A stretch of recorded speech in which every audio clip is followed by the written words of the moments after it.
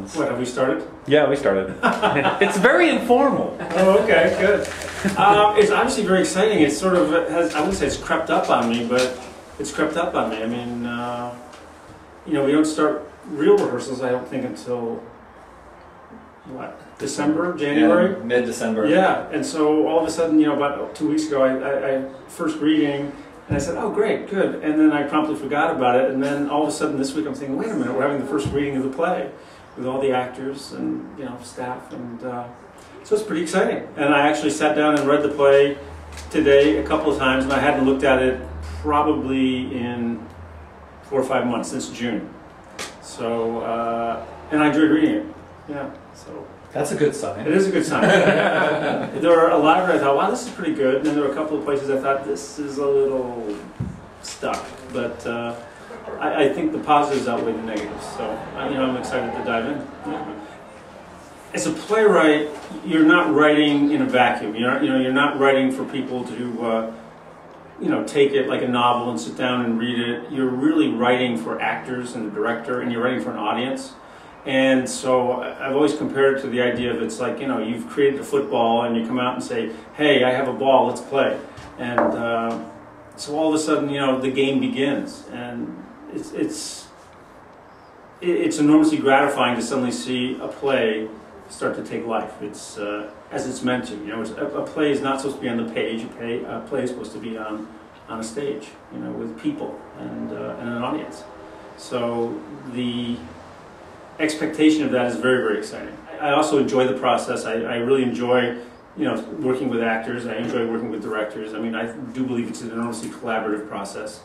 I'm also at a point, though, where I'm a little bit more relaxed about it.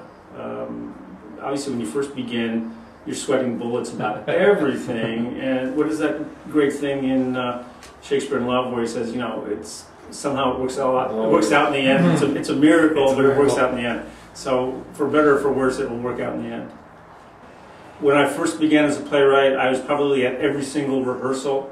In fact, the very first play, full-length play I ever did, probably 45 minutes into it, I was out in the hall doing a rewrite, and I brought it back in, and the actor said, couldn't you let me say the words more than once here? You know, I mean, but so there was that kind of thing, and it's experience has shown me that, you know, you do need to step back a little bit. But at the same time, it changes so, you know, you learn so much from your actors, you learn so much from your director. People ask questions.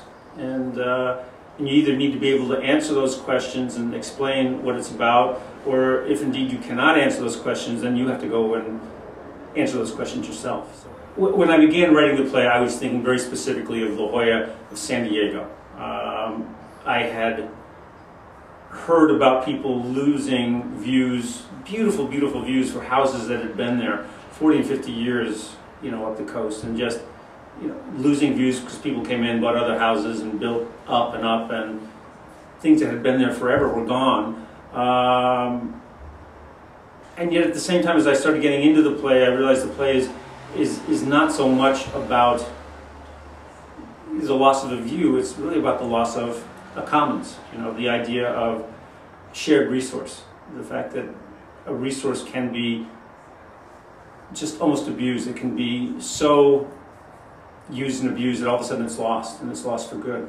And so I think that's sort of universal. At a previous reading of the play, there was somebody heard the reading, and this was in Los Angeles, and she came up to me, and she was from Italy, and in this broken English said this was exactly what was happening in Italy. And I thought, oh, okay, that's interesting. So I hope it has a universal quality. At the same time, you know, being done for a San Diego audience, I think they will have a real sense of it being San Diego. One of the most appalling things I ever heard is that, it was a quote, "The city of San Diego is not in the business of protecting view corridors." So that sort of says it all to me. That's sad. Yeah. Well, I hope on a certain level it's sort of entertaining. I think this play is sort of thought-provoking. I hope it is. It deals with issues. It deals with loss. A lot of people who've read the play have said to me, you know, what happened to happy endings? And I thought, well, maybe, you know, I've gotten I wouldn't say I've gotten pessimistic. I don't feel that way at all. But I think I've gotten realistic, that it's not always happy endings. But at the same time, I hope people will care about the characters. I think they will. And so we'll follow the journey, especially of our main character, Dakin, on this journey he goes through in the course of the play.